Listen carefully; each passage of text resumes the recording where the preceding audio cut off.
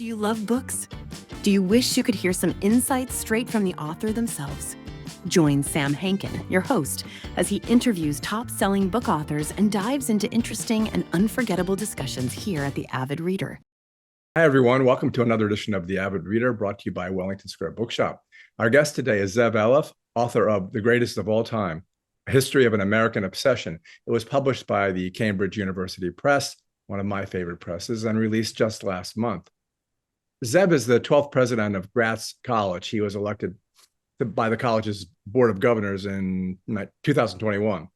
And he's written books that deal with everything from football to the history of the conventions of the National Conference of Synagogue Youth, to many works on Orthodox Judaism.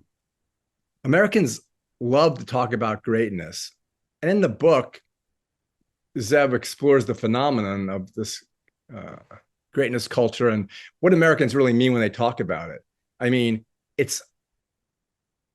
Zev says it's uniquely American language. I don't know in my mind whether I consider it unique to America, but it deals with not only the people that are talking about who are great, but it deals with the people who are talking about who is great, their aspirational values, and the meaning of their own personal lives. You know, whether you argue about whether Abraham Lincoln or Franklin Roosevelt or George Washington, or as Donald Trump would suggest, he is the GOAT. He's the one thinking it. Maybe he is because he's thinking that. But if you make a case for the Beatles or Mickey Mouse, well, no, make it easier. In my mind, the GOATs are, and Zev talks about these, Michael Jordan, Tiger Woods, Tom Brady, Muhammad Ali. Why are they the best in my mind? Because they played a different game than the people they were playing with. Michael Jordan did things that were impossible in the game of basketball, so they were uber basketball. Tiger Woods made shots and did things and won tournament after tournament because he was playing a different game. Likewise with Tom Brady and Muhammad Ali, in my mind. But then, you know, another layer, and the reviews of the book, they mention this, is that Thomas Edison, Henry Ford, Elon Musk were the greatest of their times in many ways because they did things that nobody else could have possibly done. If you concentrate on Musk right now alone, notwithstanding what you may think of him as a person, which goes to that Henry Ford thing. I mean, Starlink, SpaceX, Tesla, neural networks, robots. And that's not even all. Starlink alone, superchargers. So does that make him playing a different game? In my mind, it does. But so today, though, hey, Zev, do you have a copy of the book in front of you? The reason I wanted to copy it was because as I continue to meander through this introduction, when I looked at it, I mean, well, look, I own a bookstore. People say you can't judge a book by its cover. Every single person who comes into my bookstore does judge the book by its cover. And it's a great cover because I figuratively and Pavlovianly salivated when I looked at the cover because I immediately drooled baseball and Lou Gehrig and his speech, the luckiest man in the world, and Babe Ruth pointing to right field, and Mickey Mantle and Roger Maris, and it just all came right. And since we're both Philadelphians now, you know, thinking of Jim Bunning and watching in the basement as he pitched the perfect game against the Mets and won 1-0. It viscerally, just the cover, all that came from just the cover. Yeah. Then I thought to myself, wait a minute, are Mike Schmidt and Greg Luzinski and Richie Allen, are they the greatest of all times? I think when I was a kid, they were. But then, and in the book too, especially in the Hall of Fame we'll talk about, you know, all right, I'll end it. Well, okay, like just World War II. It's a cult of personality. You have Churchill, Roosevelt, Stalin, Hitler, Hirohito. Were they all goats? 2 days ago, Bill Maher, in response to Larry David's op-ed in the New York Times, My Dinner with Adolf, Bill Maher said he was insulted, which is amazing for Bill Maher to say something like that. And then he said that Hitler was the goat of evil. And it's hard to argue with that. Um, but the one thing I wanted to say was that uh, in the very beginning, in his acknowledgments, and I will give Zev rebuttal time in a moment. In his acknowledgments, he details his unflagging admiration of Billy Joel and outright refusal to acknowledge the achievement of other artists. Those are his words. Now, I agree that We Didn't Start the Fire is a work of genius, and that the lyrics Children of Thalidomide are unlikely to ever be rivaled. I will say that no musical artist who wrote Uptown Girl could ever be considered the greatest of all time. And with that, you can begin the rebuttal time.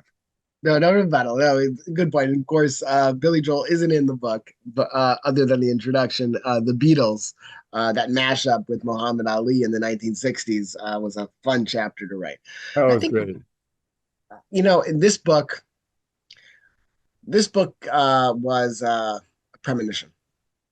In fact, I was surprised because I write about so many well-known figures. Usually, historians are in the habit of writing about people nobody knows about. They discover people who turn out to be important in historical context. But this book, you outlined was Thomas Edison, Henry Ford, the Fab Four, Michael Jordan, FDR, Babe Ruth, Muhammad Ali. I was surprised about how many episodes in these well-known figures haven't been told before, meaning how much spade work I needed to do. Really just lunge into the primary sources. This book, it's not a sequel, but this book really started to come to the front of mind during COVID, during the coronavirus pandemic. I was working then in Chicago as the provost of Touro University, Illinois, and I had some time, not much time, to write a book. Actually, happens to be next to me here, Dyed in Crimson, Football, Faith, and Remaking Harvard's America, in which I discovered three new characters. Arnold Harween, a Jew, a first-generation Jew, Eddie Casey, first-generation Catholic, and Bill Bingham, a first-generation working-class Protestant from the New England mill world. And I find this amazing story about pluralism and how these three athletes changed Harvard, first by playing for them, winning the Rose Bowl, the only time Harvard's won the Rose Bowl, and then coaching them in the 1920s and really creating a new culture there. At the time, nobody had ever heard or associated anti-Semitism with Harvard. But while doing the research, I realized here is Jim Thorpe referring to Eddie Mahan, the great All-American halfback for Harvard, as the greatest of all time. Eddie Mahan, the greatest of all time? What about Jim Brown? What about Barry Sanders, Emmitt Smith, Gale Sayers? And I realized that greatness changes. And that's really what the story that I tell in many stories that I tell. Every historian ought to do research and look at what different models are out there. I don't think I achieved necessarily Gladwellian clout with this book, but Malcolm Gladwell was an inspiration, how he wrote and how he weaves stories together. Take your example, and I like it very much. Athletes. And because I did the football book, I made sure that sports doesn't come in until midway through the book in my GOAT book. I think your point is well taken, is that they played a different sport. They changed the sport. Right? Nobody plays basketball the same way ever since Michael Jordan was drafted in the mid-'80s by the Chicago Bulls. Nobody has come close to being a Michael Jordan, but they changed it. And that's where I argue that it's really an American story, is that greatness in America is defined by change makers, as opposed to Europe, where it's all about status. This is the place of eugenics, actually. In fact, change and greatness were used to counteract a European folkway, a very pernicious one of eugenics here in the United States. And I show that change making was always deeply attached to conceptions of greatness. That changes, particularly in the Cold War time period. That's what it was. But consider one thing. When we talk about the greatest of all time, say in basketball or in football, what statistics do people use? Tom Brady has won 7 Super Bowls. Uh, Michael Jordan has won 6 NBA Finals. He only participated in 6 World Championships. He didn't lose. LeBron James, to date, at what is it, 10 appearances and 4 championships? Somehow that winning percentage counteracts his greatness. But then think about the mid 1930s, in which the very first Baseball Hall of Fame is established in Cooperstown, and the most votes go to not Babe Ruth, but Ty Cobb. How many championships, how many World Series did Ty Cobb win? The answer is precisely 0. In other words, greatness, and he was defined in the mid 30s as the greatest baseball player of all time, not my opinion. And I want to be very clear. This is not a biography of who I think are the greatest. It is how Americans talk about greatness and how that changes over time. The consensus was that Ty Cobb in the 1930s was the greatest baseball player of all time. He was an intelligent player. He was human. He didn't just smack the ball. Very few people did it before Babe Ruth over the fence. He was relatable. Ty Cobb is the greatest baseball player of all time, having never won a team championship. When does that change? It takes place first in 1948 with the death of the Babe, but really in the 1950s, in which Americans, and baseball is at that point America's greatest pastime. Well, in the civil rights movement, baseball fans need to choose. Do we take the boozer, womanizer Babe Ruth, or the racist Ty Cobb? And they take the Babe over Cobb. And so those determinants of change, those external factors are always at play when we talk about greatness. It's funny because I can tell, and I don't mean this as a compliment. I mean, I can tell if a book is great because of its evocation. There's so much in this book is evocative, almost like when you smell burning leaves and you think of Halloween or walking with your parents in the park in the fall. And so like when you talked about Michael Jordan, luckily my son, we did a pilgrimage to Chicago for game 5 and he shot and just missed. And I said, well, we got to go to Utah. We have to go to Salt Lake City. And luckily it was on a Sunday, so tickets were available because none of the Mormons could go. And of course, the mailman doesn't deliver on Sundays. Karl Malone. Well, yeah, my point exactly. I'm sitting right in front of that play. So I was watching it. I'm watching something real happen. But when somehow Michael Jordan took the ball away from Karl Malone and then he went around the back of Karl Malone to get the ball that he had just pushed away from Karl Malone, I looked at that and I said, that is impossible. It is impossible that just happened. Oh, it's amazing. I remember being a kid watching exactly where I am, and he pushes off Byron Russell, step back. He has that arm up. Yeah. It was going in. The same way that in 1995, I was born in Philadelphia, but was raised in Baltimore. I knew in my head when Cal Ripken is about to break Lou Gehrig's consecutive game streak and he is up against Ken Kamenicki, he's going to hit a home run. There is something about us seizing the moment, this clutch gene that we talk about.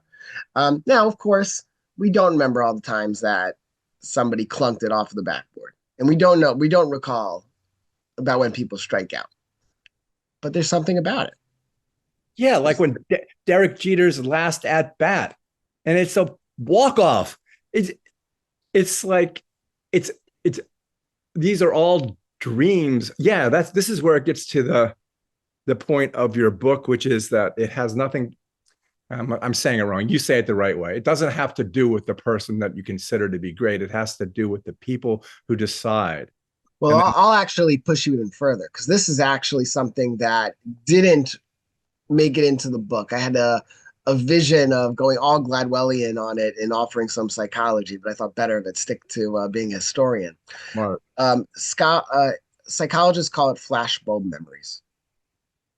When we remember, you and I are thinking about exactly how Jordan goes around the baseline, swipes it off of Karl Malone, dribbles up, pushes off Byron Russell, and swishes the jumper.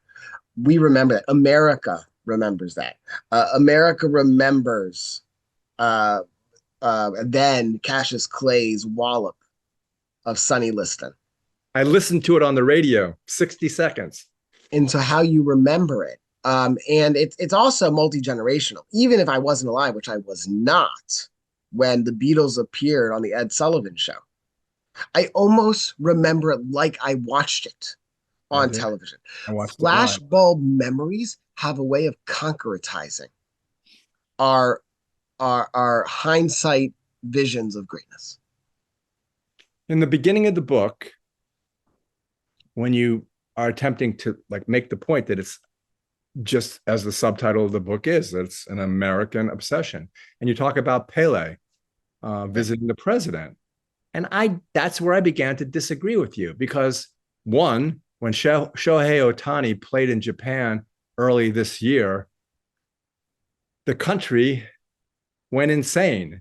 When I saw a Dodgers game last year, and I sat a Phillies game playing the Dodgers, and I sat behind the Dodgers dugout, and everybody sitting next to me was Japanese, and I watched Shohei Ohtani taking batting practice, and he wasn't. He was standing still. He was standing still. He didn't swing the bat. He did this and this. It was the most Zen thing I've ever seen. He just stared straight ahead and moved his bat this way and that way. And then I realized I made up my mind, other than the Tommy John surgery.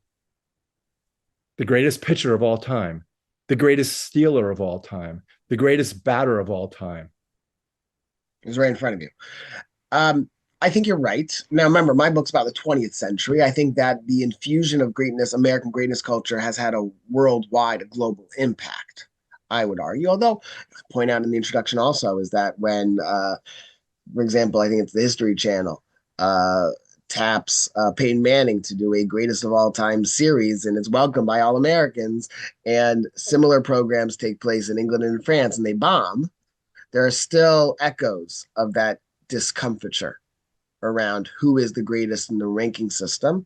The anecdote you point out in the introduction is when Pele appears before Richard Nixon. Nixon calls him the greatest footballer, soccer player of all time. And Pele doesn't know what he's talking about because those words don't compute for him. That's in the 1970s when greatness culture hasn't yet gone international. But I do agree. Part of that is the rise, particularly in sport, of the Olympics. The internationalization of baseball, basketball, and now football. So I think we're seeing that a lot in very quick turnaround. That American greatness culture has gained much more than a foothold in places. Sports is a good example. It's always easy. Sports is both incredibly unimportant but terribly important. Think about Title IX and Billie Jean King. Think about Jackie Robinson. At the same time, there is no deep consequence. When my beloved Mark Andrews drops a pass for the 2-point conversion, I don't think we would have beaten the Eagles. But there is, I sense something American, particularly with, if what I argue is that people who just simply keep the status quo but do it a little bit better, that's not necessarily greatness. To change the way in which we think, the game inside of the game, is really important. Lindbergh crossing the Atlantic, of course, Lindbergh then becoming essentially a Nazi, disqualifies him. And so again, once again, the external forces that push us say, yeah, forget about Lindbergh. Chaplin. Nobody's written about this. It's crazy. Charlie Chaplin, there have been dozens of biographers. I was surprised that I was the first one to recall the depositions at the Los Angeles County Clerk, a case for libel of Charlie Chaplin Jr. suing the Hollywood Chamber of Commerce because they had denied his father a star on the Walk of Fame. It's amazing. You'd think that somebody would have written about this before. And why? Because he was accused by J. Edgar Hoover of being a communist in the heat of the Cold War. Well, since you're talking about comedians of that era, in my mind, even to this day, the funniest and most intelligent movies ever made that were comedies were the Marx Brothers movies. There's nobody that can even come close. You analyze me. Why do I feel that way? Tell me whether you feel that way. Do I feel that way? I think that Marx Brothers would have said they drew and improved upon Chaplin. So again, there's the idea of change or the lack thereof. And in mathematical terms, the derivative versus the second derivative. There's also a nostalgia. Right? You were not a child at the height of Charlie Chaplin. And so what the tipping point, so to speak, of greatness, right? Very Gladwellian, I suppose. Now I'm Freudian Gladwellian, is in the 1950s, something happens in which, again, the Cold War. Americans need to justify why. Now, it happens to serve me in good stead that Tom Brokaw calls this the greatest generation. They didn't call themselves at the time. But there was a sense that America needed to define itself as the greatest, as better, and therefore as great compared to the Soviet Union. And so that was the era of June Cleaver. That was the era of sort of a pristine, feel-good America. It's the era, and again, how come nobody's written about this before? So to answer your question, I'm going to take a segue. Eleanor Roosevelt writes 3 autobiographies in her lifetime. The first one, written in the 40s, she uses the F word, feminism. She's a feminist. That was all the rage. By the 50s, again, that epic of June Cleaver, the F word is missing in the final 2 parts of the memoir. Eleanor Roosevelt is instead an aggrieved and very sad widow, a doting grandma. She is protecting the legacy of a husband in a marriage that was certainly fraught. She transformed herself. Why? Because the 1950s, America needed to be much more nostalgic about it. And so there is a change in how we think about greatness in various periods of time. And that's, I think, if I'm going to analyze, when people grow up with the Marx Brothers, or people grow up with Michael Jordan or LeBron James or Peyton Manning, they like what they grew up with. Well, I'll give you a perfect example. I think it's perfect of what we're talking about. You just said that you're making Freudian references to Gladwell. You weren't before, but you said Freudian, and I knew exactly what you meant. Freud at one time was the greatest of all time. Now Freud is debunked. But you said it. You just said it. You know I would know what it was, and anybody would know what it was. So what does that mean? There's the language of greatness and the frequency in which we use it. There are key words. There are code words that we use, and there is a utility of referring to something as Freudian, which in some way elevates and rehabilitates the science and reputation of Sigmund Freud. Yeah. It will never go away. Of course, you use the word debunk, right? And so I actually have the history of that in the book, where Henry Ford calls history bunk. He had no ability to recall. He didn't know what a Benedict Arnold was. He thought it was somebody who worked in one of his factories. Donald Trump, Yosemite. And yet, those people have the ability to make that connection to the past, are in some ways recalling it. That's when we talked, and again, I tried not to be political here. I made reference to these things, but the raising of monuments and the critical eye paid to a Woodrow Wilson or a Thomas Jefferson based on 21st century standards of principles, we threaten to lose that language. There is a way of talking in Jeffersonian terms, referring to democracy. We may not have it. Well, the first one that started that all off, and I never really understood it. Well, no, I did understand, is Columbus Day. What happened to Christopher Columbus, and would he have even cared? And it's like you were saying, is it about other things? Is it And important? all of a sudden, yeah, Amerigo Vespucci would have found his place eventually. That those discussions, it doesn't change the facts of Christopher Columbus and how he treated Native Americans. And that is the issue with the principal issue regarding Christopher Columbus's legacy. What's interesting is, to me, is how Americans negotiate the politic of legacy, right? Jim Brown is unquestionably the greatest running back and football player when he retires early in the 1960s. But then what does he do?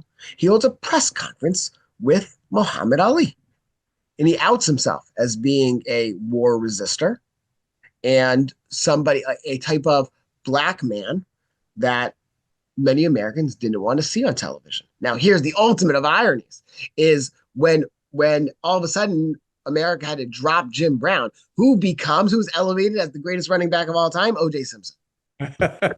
True. 200 yards, 200 yards in one game, again, for a team that sucked. Really stunk. But and a team that really never had a chance at a championship. Of course, Jim Brown's team wins championship. Never, so he retires before the Super Bowl, just before. That you have with Lindbergh. You mentioned Mickey Mouse. So people remember to talk about reviving a legacy. Dumbo, Fantasia, and Pinocchio were disasters. Nearly ruined Walt Disney. Mm-hmm. At one point, his very first feature film was Snow White. It made him a bloody fortune.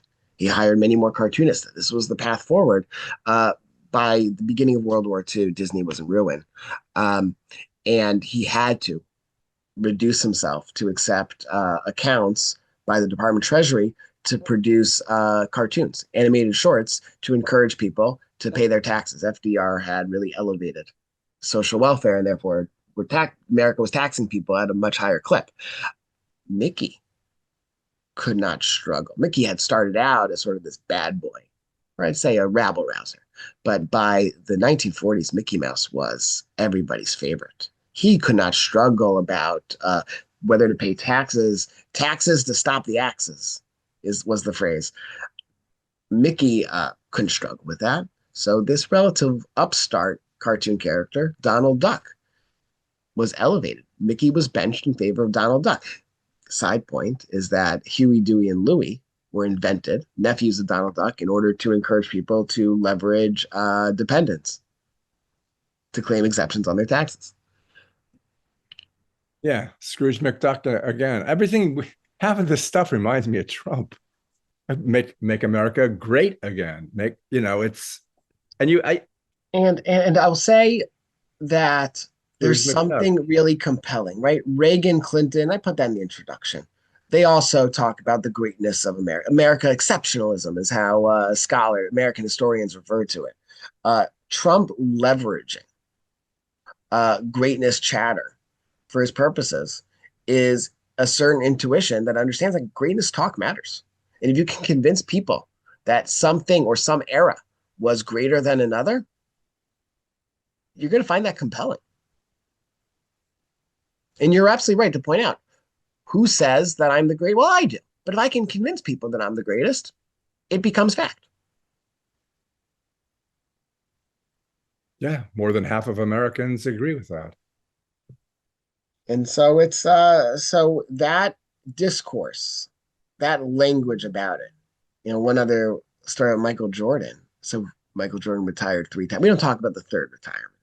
That Wizards thing, though. We pretend again. I wanted that to be the last one. We wanted that flashbulb memory to be we were robbed. And truth is, we have papered over that was not. He averaged 24 points a game. He was hardly a slouch, but it wasn't the same Michael Jordan. When Michael Jordan retires the first time, and he is David Stern, the commissioner, calls him the greatest of all time. It's interesting. He was not called the greatest until he wins his first championships. All of a sudden, the 90s championships matter. He retires the first time, and the pundits are very nervous because at the time the perception was that the next era of talent in the NBA were what they called hoodlums. So certainly a racist banter about it, but they pointed out that Latrell Sprewell, Shaquille O'Neal are cutting rap albums. They're wearing their hair in cornrows. And that's not the type of great basketball player that the NBA deserved after Magic, Bird, and then Michael Jordan. Michael Jordan, of course, was protected by the media. It was not known that he had his first child out of wedlock. Hanes commercials of him presented him as a loving father, not as a half-nude Jim Palmer, for example. Be like Mike. Charles Barkley took umbrage to, you can't be like Mike. Nobody can, not even me. But everybody wanted to be like Mike. And of course, those Gatorade commercials had children running around after him. And so there was a real scare that the NBA would be taken over by people who were not deserving of the mantle of Michael Jordan. So two things happened. Who gets the most votes for the 1995 All-Star game? A rookie, Grant Hill. Yeah. A well-spoken, lighter complexion, somebody who shows up on Letterman and plays concert piano, is known to call his mother and wish her good night every evening while on the road at Duke. Right? It's the white guy. Christian Laettner is the bad guy at Duke. Is that Grant Hill is this perceived wonderful human being. I never met him before. I assume he's a wonderful guy. And he gets the most votes for the All-Star game. He was a great player before his injuries, certainly. But he wasn't Shaquille O'Neal. The NBA needed so GQ magazine has a cover story, Grant the Good. Why is he the greatest? Because he's good. Then, of course, what happens, and there is a certain theological nature to that, no less than Sports Illustrated for Kids, I believe, when Jordan announces he's coming back, the banner headline is Second Coming. Only Jordan could replace Jordan to save the NBA from hoodlumism. And that, too, is a part of greatness. Since you did one segue, let me ask you this. What about the fact that when you're great, you don't get called for traveling? When you're the best quarterback, no Jack Lambert comes in and crushes you and your season is over. You watch some of the traveling that Michael Jordan did. It's basically half of the court. It's an interesting one because some of us want to manufacture those flashbulb memories, right? There's no question.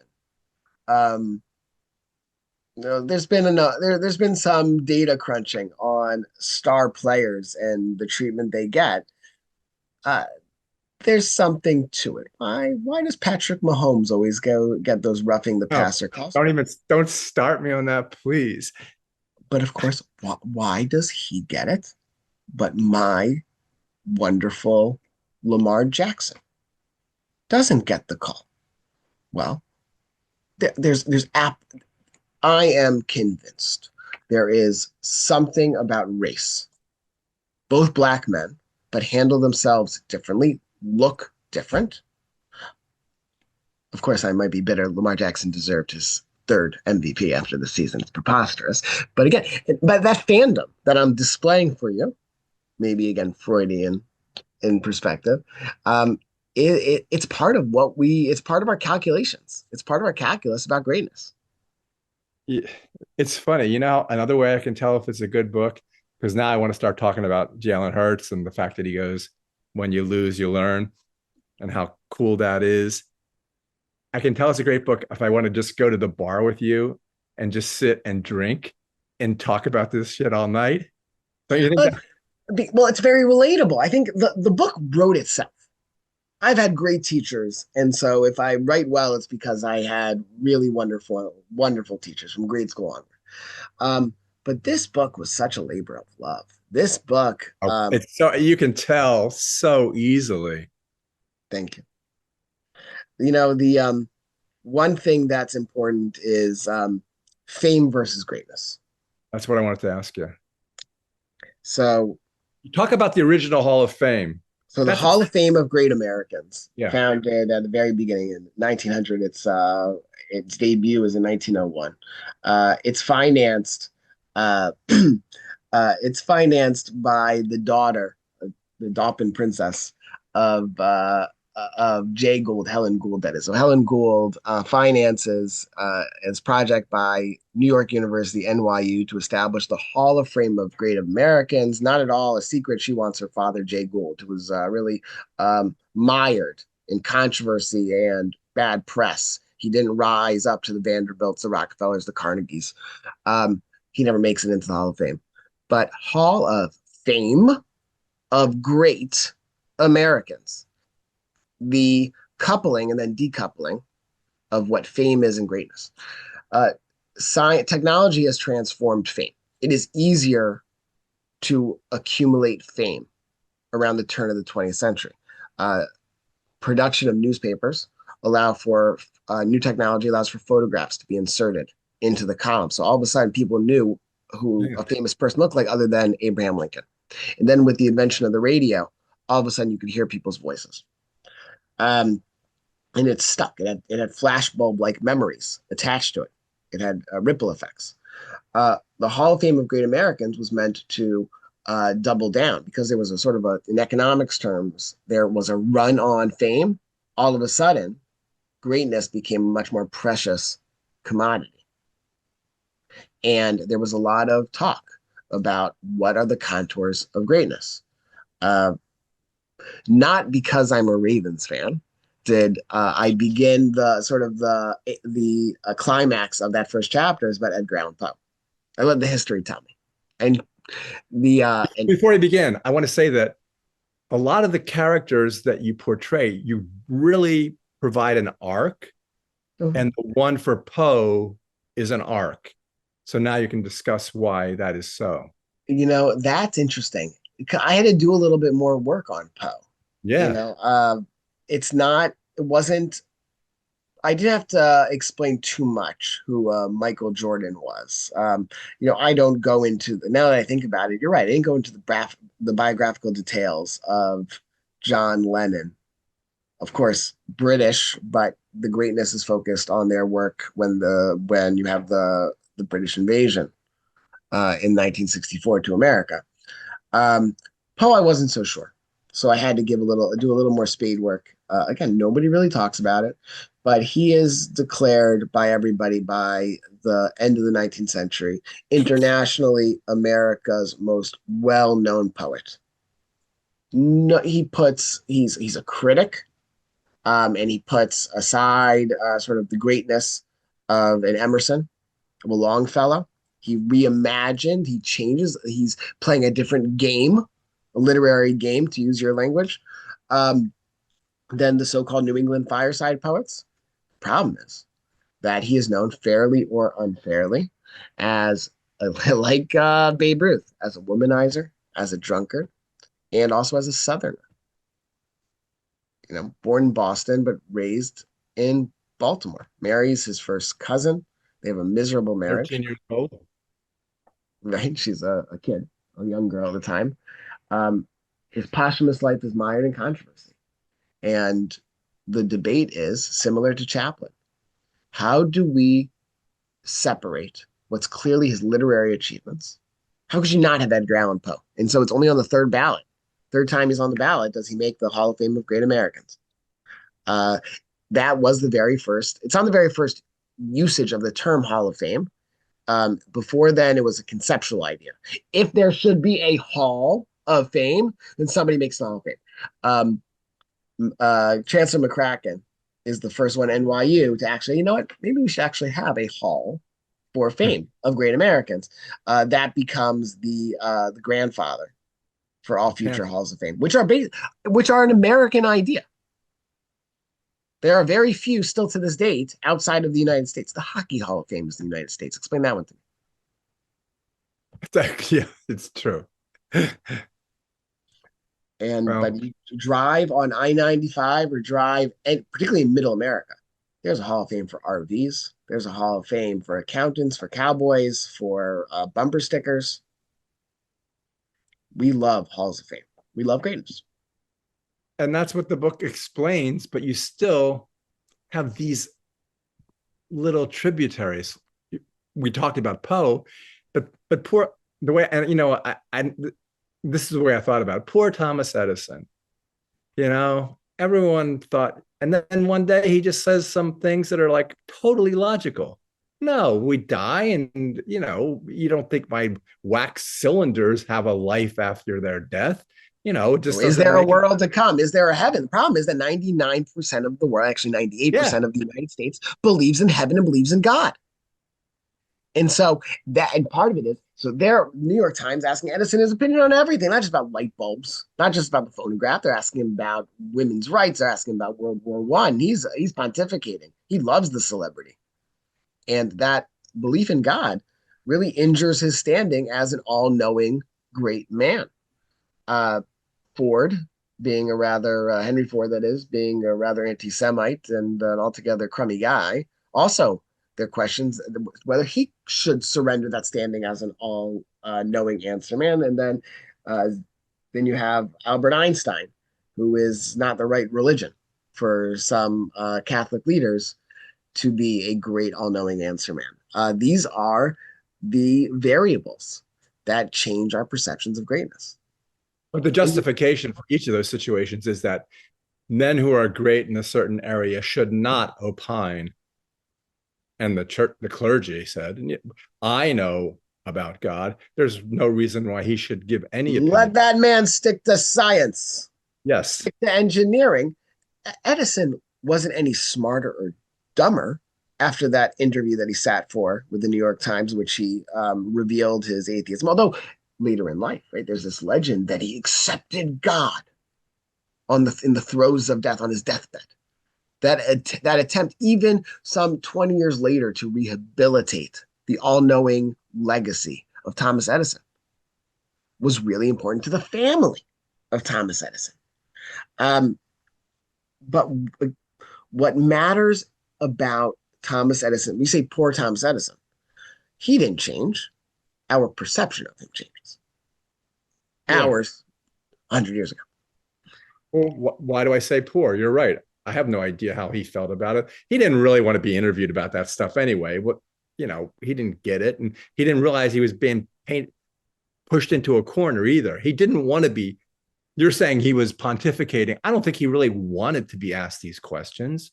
He wasn't interested in telling the world what he felt about God. And yet his children report to the press after he died that he left this world accepting his creator. I may too. It's like Pascal's wager. And you're absolutely right. And so what he might not have cared about, others might have and did take that wager. I always ask this, and it's kind of a Terry Gross question. It's like, if you, in all of your books, actually, and I'll bring up another one in a moment, what would you like the reader? I mean, this is a labor of love, as you said, but still, if I'm hand selling this book and it's going to be in the front of the store, but if I'm coming out from behind the counter and picking it up and hand selling it, what is it that I would say? Okay, it's a great book. The other mark of a great book is you close the cover, but you're still thinking about the book. You're not reading it anymore, but I'm still thinking about it today. Not because of the interview. So what would you like your reader to take away from this? Is there So I'll tell you what I don't want the reader, because this will explain what I do want the reader. I don't want the reader to misunderstand that I'm somehow advocating for Muhammad Ali over Floyd Mayweather. That was not my business whatsoever. I hope I make that clear, although there is a propensity to do that. What I do hope is that they dropped the book, said, I really wish he would have taken this episode in the history of great economists. Or, boy, oh boy, I wrote this slam dunk term paper 30 years ago in college that dealt with this feminist or this athlete. Or how come, what? Yeah, of course, he grew up in Baltimore. What the heck does he know about hockey? He had a great opportunity to make more than just a single mention of the great one of Wayne Gretzky. That's a really interesting story to be told. The book's not exhaustive. That's a current event too. His goals have been with Ovechkin, but again, then what is the point? But Ovechkin's nowhere close in assists and total points. Right. The So I really hope the reader says, you know what? There's another chapter to be written. Go back in time to challenge and also to fill it out. So you know what? This, like you pointed out, with things seeing Shohei Ohtani, my son, my nephew won tickets to batting practice in a game in Dodger Stadium. So we sent my son cross country to go to this game with him. They were playing the Phillies, Cool. happened to be. They didn't believe him he was a Phillies fan. The the Phillies, that is, when he's on the field. He came back with this reception of this aura of Shohei Ohtani. So my hope is that people say, you know what, boy, not just this is a great book, and I hope they think it's. I think I'm settled for good book, but I really hope they think, you know what, there's a story, there's another story, there's another chapter to be written. I was thinking about the subjective aspect of it, and both of us being Jewish, I remember that, well, Sandy Koufax, 18 strikeouts. I mean, how the hell? But that wasn't what I thought about. I thought about the fact that he decided he wouldn't play that game in the World Series because his was more important. To me, 65 World Series against the Minnesota Twins. I thought about including that in the book because, of course, there's a really interesting context to that. Number one, it was supposed to rain that day. Number two, the Dodgers were heavy favorites to the chagrin of Harmon Killebrew. Number three, because they were heavy favorites, well, they were heavy favorites because they had locked up the pennant a week or so before. And Don Drysdale, no slouch, Hall of Fame pitcher also, he had pitched earlier. And so they thought he would be on ice. And so there was strategically an advantage to pitching Drysdale before Koufax.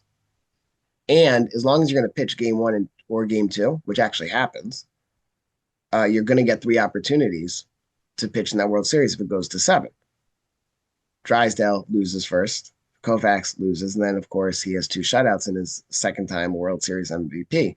The Jewish community is not so attuned at that point because of the content. We remember, again, that's 10 years later, 20 years later, people are at least starting to talk about it. But to your point, Sandy Koufax is arguably the greatest left-handed pitcher, maybe the greatest pitcher of all time.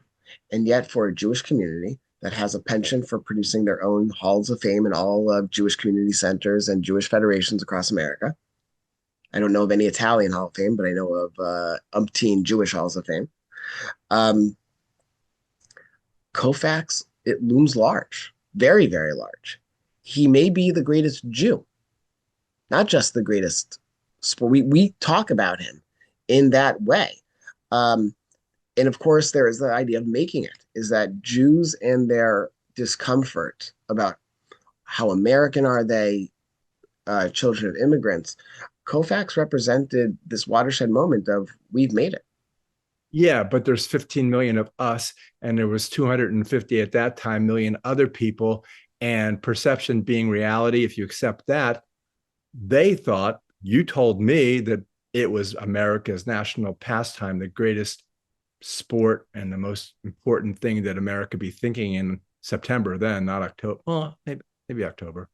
But anyway, the idea that he would not play because it was the Sabbath, you're talking about Jews extolling him, but nonetheless, the rest of America in Oklahoma and Idaho were appalled. Again, the fact that Drysdale is pitching game one is not a bad thing, but you're right. He rescues them.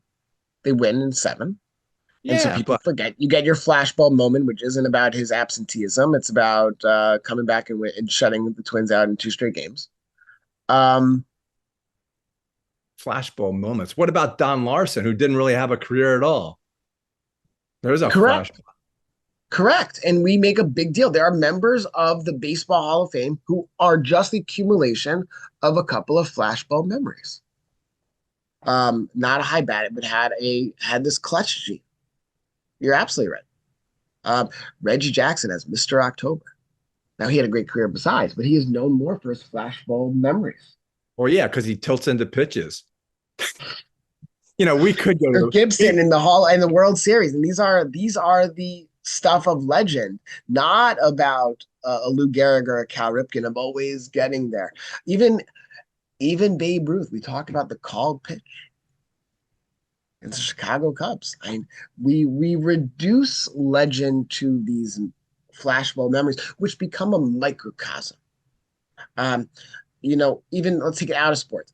Martin Luther King, "I Have a Dream" speech is a microcosm of his definitive greatness, but we have siloed or we have reduced him to a moment because that's how our brains tend to think.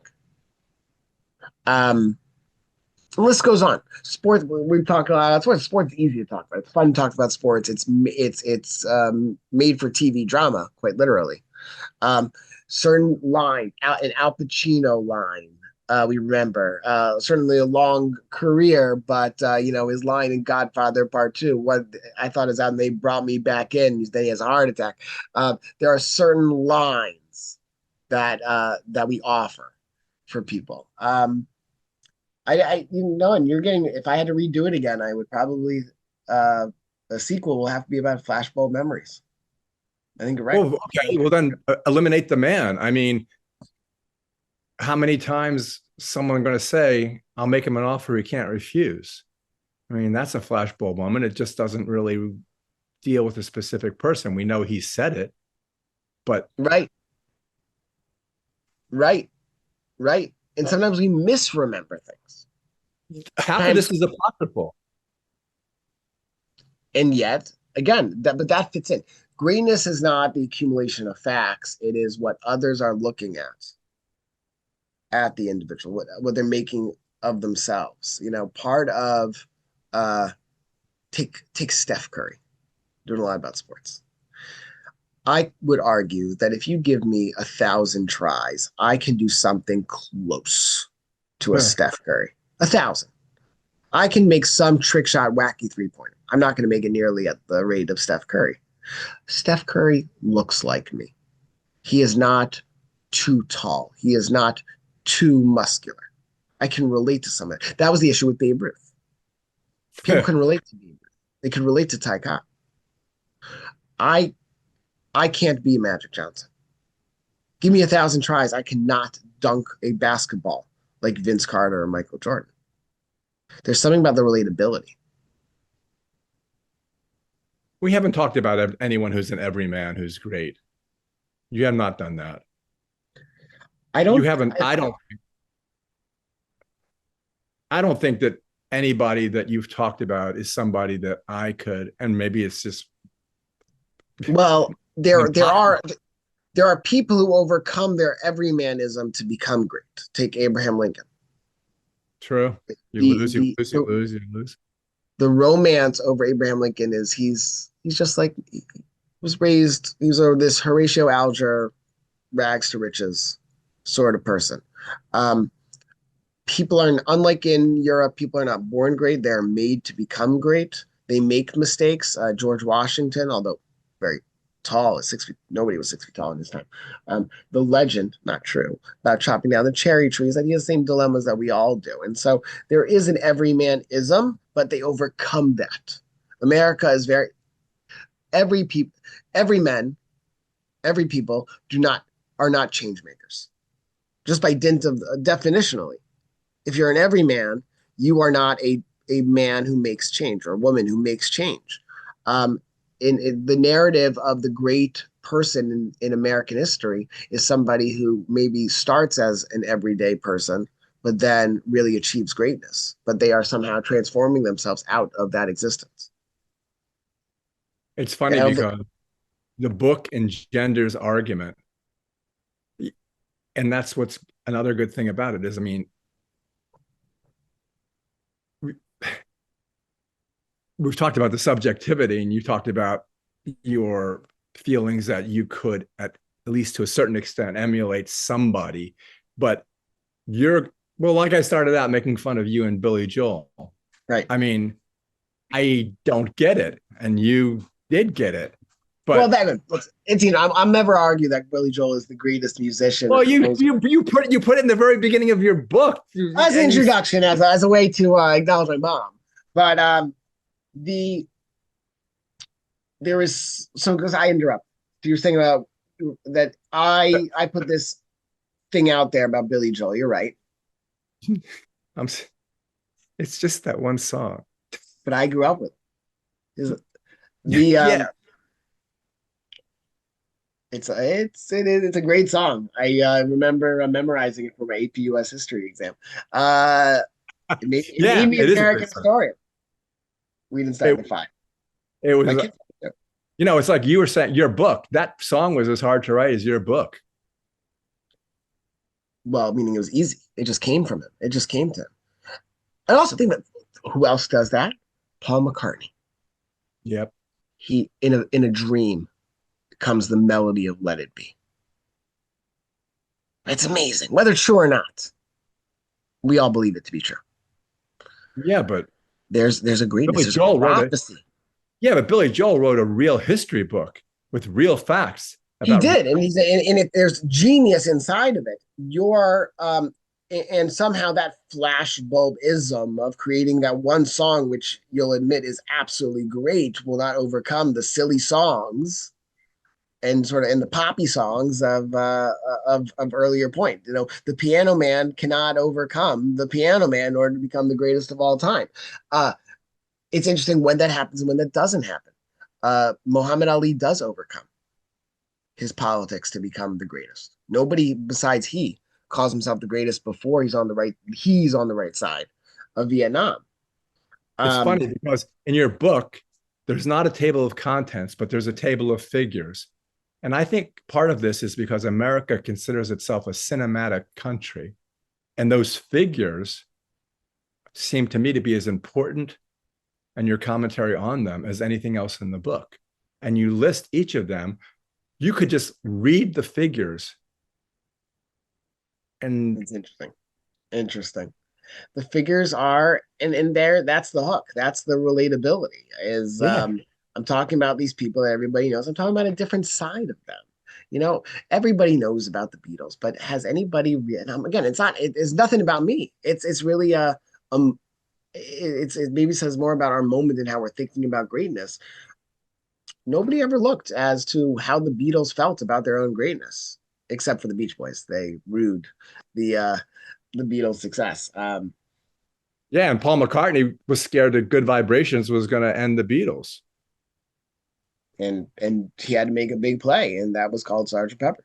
Yeah, And that to be that's a really interesting thing. it is. Is to see and I didn't know this before writing and researching the book. It was interesting. Writing this book is not like you point out, it's not my wheelhouse. I'm an American Jewish historian. I am an American Jew and a historian, but I write about American Judaism. And so this is like I do comprehensive exams all over again. And so I read first. You can imagine, maybe you can't imagine, but for one paragraph about Edison, I had to read 4 books just to make sure I got it right. So what was fascinating was reading about uh, the Rolling Stones, the Beatles, and the Beach Boys, and how they listened to one another and they competed with one another was an amazing, amazing thing. Yep, I've always thought that. Right, so that it wasn't new to you; it was new to me. Um, that there was I was in awe just thinking about how these people knew they were on a different level. Brian Wilson knew he was a genius. He sent his brother, said, you know, you guys do the tour. I'm gonna sit and I'm gonna manufacture Pet Sounds, a great You album. got to remember, I was 12 and 13 years old when this happened.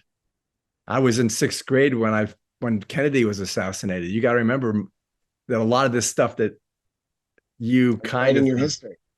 yeah, I It's saw it happen. Here's something. This is totally different because your other books. So the book that you wrote. Well, you didn't write it. It's the book about essays about Rabbi Jacob Schachter. yeah. Okay, so it reminded me of that story of Mala Zimmerbaum, the girl who with her boyfriend escaped from Auschwitz and then was caught like 2 weeks later and came back and was tortured. And as she died, she slit her own wrist so that the Nazis couldn't kill her. And I thought about that, and I thought, well, is this all apocryphal? And then I realized in Israel, there's oral histories of all these people that were there that saw it. And I thought, okay, I'll give her a greatest of all time too, because that was amazing. And I don't know. I don't know why it came into my mind. There was a reference in the book to that story, but in any event, my point is that, well, 2 points. One, I don't know whether Babe Ruth went to the hospital and that kid said, hit a home run for me, babe. And the second is the subjectivity that you discuss throughout the book, that if I read a story of somebody and it makes me cry and it makes me think, Navalny is the greatest of all time, right? If you say so. No, that's the point. That is not. I'm not trying to be glib here. If you breathe it into existence, then for you, and that's how you make meaning of it. But then I try to convince you, because you are a social creature, and to justify it for you and to build a community of people that share your values. If I sit with you at that bar with a drink and I convince you, God damn it, Joe Flacco would have 2 more Super Bowls, not for that cheating Tom Brady.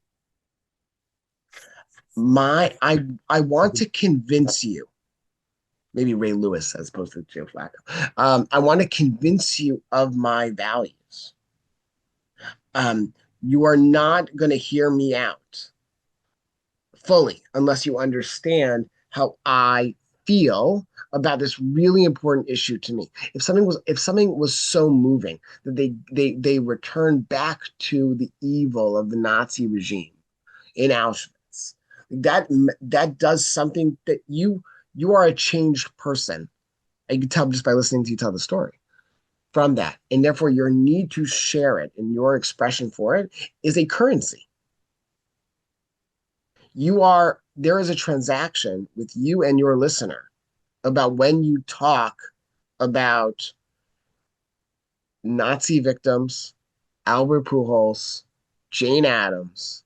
It doesn't matter. There's something the way you told me that story about going to Utah because you knew you were going to see something great.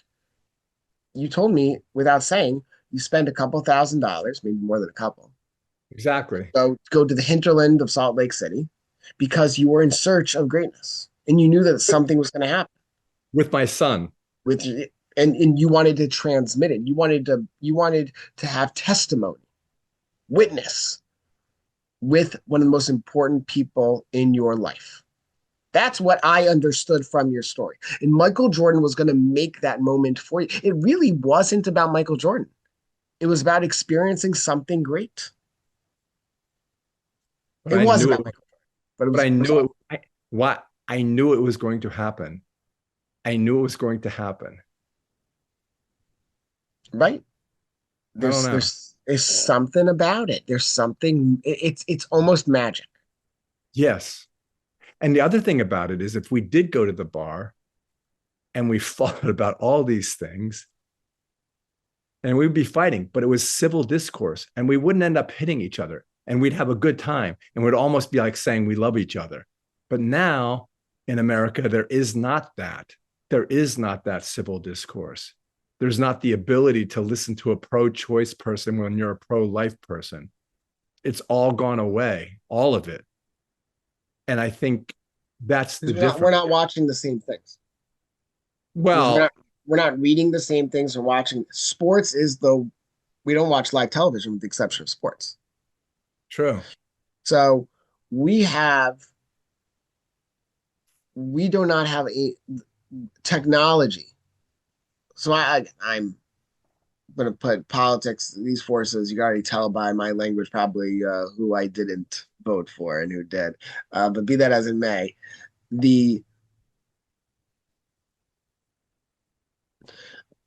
when Donald Trump is using greatness He is appealing to people who want to hear about greatness. He's not appealing to anybody else other than his base. Maybe that is the answer to my question about why Reagan talked about greatness, Clinton talked about greatness, but Trump, his greatness somehow affects us differently. When you're in an echo chamber, when you're in your social media and the analytics, the algorithms inform what you want to be watching, what you want to be reading, you're not in dialogue with this. You are simply just reinforcing your perceptions. Gladwell has, in his newest book, has this great chapter, and he has this on his podcast before, Will and Grace.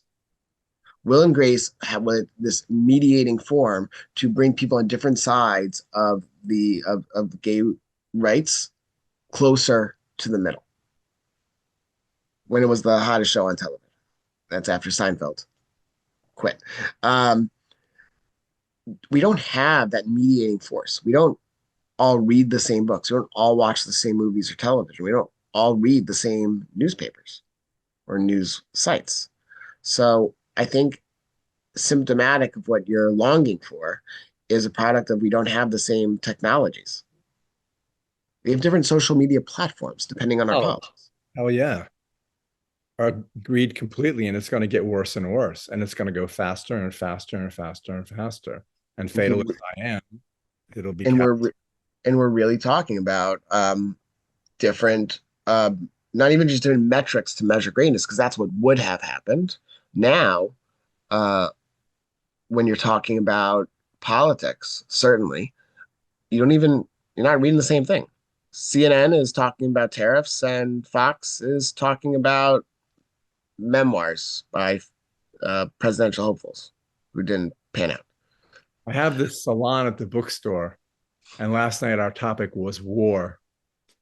And there's 2 Trumpers in there, and I listened to them carefully. I listened to their stories, and I talked about why I thought it was important that Ukraine, we talked about war and what it meant, that Ukraine win. And I asked Joan, how do you feel this should happen? And she said, well, I just want peace.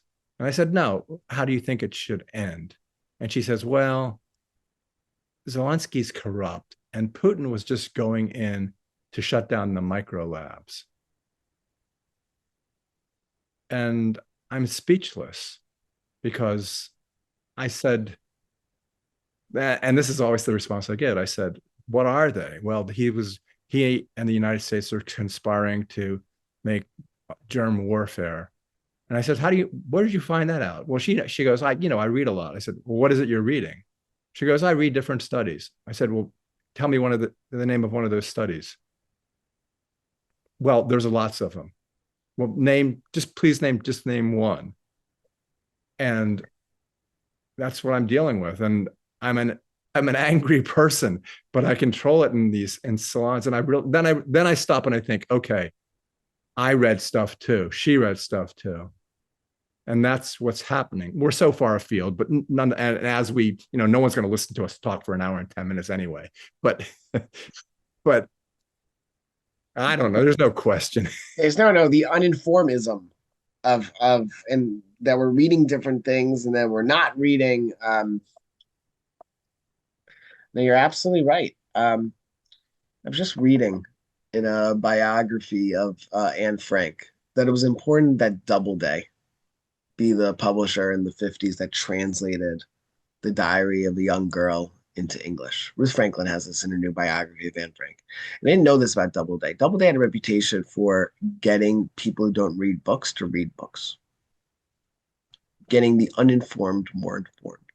And so unlike the German and the other translations which preceded the English one, which were written for people who wanted to read it, not for the people who didn't know about it. Doubleday had a reputation, and that's what we did with Anne Frank, and that's why her reception in America was so important.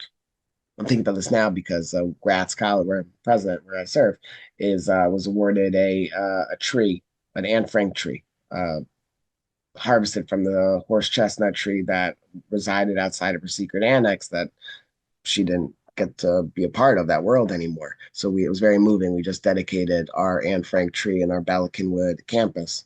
So that's why it's on my mind, perhaps. certain engines, literary, digital, have the ability to get people who otherwise wouldn't interact, um, get them informed. Um, Sports is easy. Super Bowl. I think the Olympics has an amazing power. I think I feel very American during every 2 years, summer and winter Olympics. Um, Politics has a way of dividing us. We want to not read. I suspect you and I choose what to read and what not to read very similarly. Um, but what are those engines that get people back into the conversations, into the salons they're talking about? It's important. I think it's an important question of what will, if you wrote about this book, I write about the 20th century. If you write about the 21st century, um, what are those touch points? What are those arenas in which people can actually have civil discourse? I think there are many fewer than before. You're right. That's a good way to end it, because even though it seems as if it's not about the subject of the book, it really is. And it's a great jumping off point, which is what I was trying to get at earlier, which you spoke about eloquently, from where the reader can go, is to think about the difference between what was and what is now. So thanks so much, Zev, for doing this. This is great. Thanks for having me. This was a lot of fun. You got me thinking. Now I got a sequel in me. Yeah, well, you have tons of sequels. Anyway, thanks again. Appreciate it so much. All right, my pleasure. Bye-bye. Thank you for joining us for another episode of The Avid Reader. If you liked today's episode, check out more of our content on our channel.